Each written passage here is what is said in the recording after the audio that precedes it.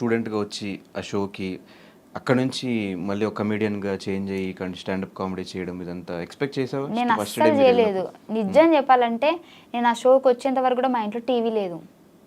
నాకు ఆ షో కూడా తెలియదు. నేను ప్రతి ఒక్క ఇంటర్వ్యూలో చెప్పిన నాకు టీవీ లేదు, నాకు షో తెలియదు. దేనికి వచ్చావు మరి ఆ షోకి? నాకు నా ఆ, మా హాస్టల్ అంటున్నా మా కాలేజ్ తరపు నుంచి ఇట్లా పిలిచారంట పటాస్ షో వాళ్ళు, స్టూడెంట్స్ కావాలి కదా.